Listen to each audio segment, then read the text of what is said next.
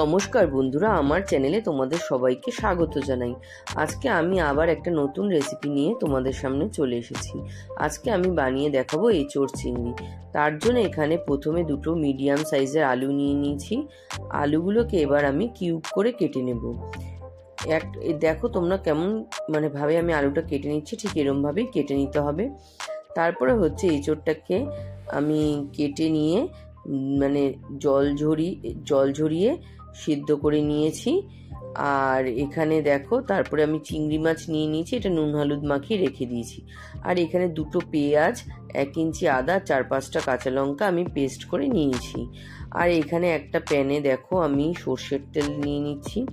সর্ষের তেলটা গরম হয়ে গেলে তারপরে আমি এখানে যে আগে থেকে আলুগুলো কেটে রেখেছিলাম ওই আলুগুলো এবার ভেজে নেব। আলুগুলো কেটে অবশ্যই জলে ভিজিয়ে রাখবে, নাহলে কিন্তু আলুটা কালো হয়ে যেতে পারে। তারপরে দেখো এখানে আমি নুন হলুদ দিয়ে আলুটাকে ঢেকে দেব। ঢেকে দিলে কি হবে, আলুটা সিদ্ধ হয়ে যাবে, সঙ্গে ভাজাও হয়ে যাবে। আর একটু কিছুক্ষণ বাদে বাদে এটাকে নেড়ে দিতে হবে, আর দেখে নিতে হবে যে আলুটা সেদ্ধ হয়েছে নাকি। আলুটা সেদ্ধ হয়ে গেলে আমরা একটু লাল লাল করে ভেজে আলুটা তুলে নেব। তারপরে আমরা দেখো এখানে তেলের মধ্যে আমরা ওই আগে থেকে যে নুন হলুদ মাখিয়ে রেখেছিলাম ওই চিংড়ি মাছটা আমরা ভেজে নেব। তাতে কি হবে, চিংড়ি মাছটা ভেজে নিলে তেলের মধ্যে সেই ফ্লেভারটা চলে আসবে। আর চিংড়ি মাছটা কিন্তু খুবই অল্প সময়ের জন্য ভাজতে হবে, যাতে বেশি ভাজলে কিন্তু চিংড়ি মাছ কিন্তু একটু ছিবড়ে টাইপের হয়ে যায়, সেটা যাতে না হয়। তো আমরা একটু নেড়ে চেড়ে জাস্ট চিংড়ি মাছগুলোকে দেখো তুলে নিচ্ছি। আর এরপরে আমি আবার এর মধ্যে একটু যদি তেল লাগে তাহলে আমি একটু তেল অ্যাড করে দেব। আর তারপরে আমি এখানে একটু ইঁচড়টা ভেজে নিচ্ছি। ইঁচড়টা খুবই অল্প ভাজবো, জাস্ট তেলের মধ্যে একটু নেড়ে চেড়ে নিলে কি হবে, ইঁচড়টা যেহেতু আমি আগে থেকে সেদ্ধ করে রেখেছি খুবই অল্প সময় ভাজলেই হয়ে যাবে। আর ইঁচড়টা যদি ওই চিংড়ি মাছের তেলে ভেজে নিই তাহলে কিন্তু খুব সুন্দর একটা চিংড়ি মাছের গন্ধ হয়ে যাবে তরকারিতে। আর ইঁচড়টা নেড়ে চেড়ে দেখো আমি এবার তুলে নিচ্ছি। তুলে নিয়ে এবার আমি এতে তেল অ্যাড করে দিচ্ছি। তেল অ্যাড করে এর মধ্যে আমি এবার দিয়ে দেব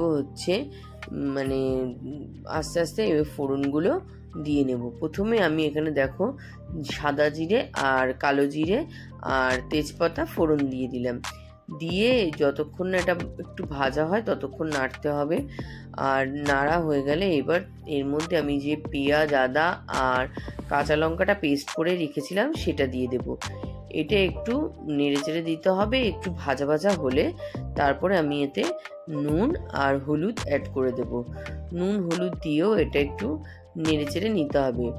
এবার যদি আমি একটু মশলাগুলো অ্যাড করার আগে পেঁয়াজটা একটু ভালো করে ভেজে নিই তাহলে কি হবে, পেঁয়াজের কাঁচা গন্ধটা কিন্তু চলে যাবে।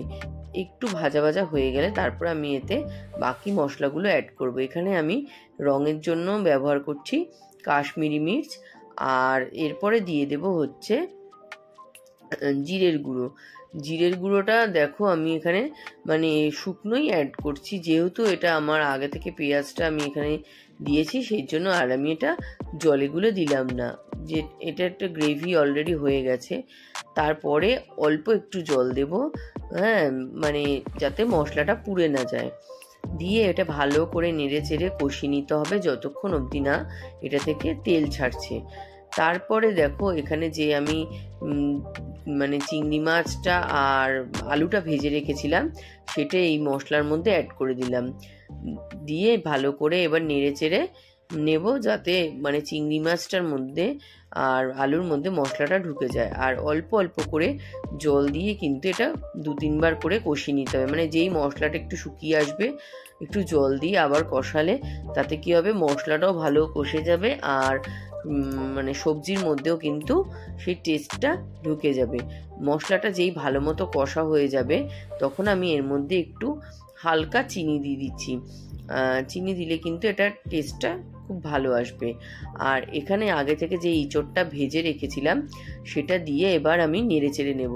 আমার কিন্তু মশলাটা এখানে মোটামুটি কষেই গেছে, আর এঁচড়টাও যেহেতু আগে থেকে ভেজে রাখা আছে আর সেদ্ধ হয়ে গেছে, সুতরাং খুব সাবধানে এটাকে নাড়তে হবে, নাহলে কিন্তু এঁচড়টা ভেঙে যেতে পারে।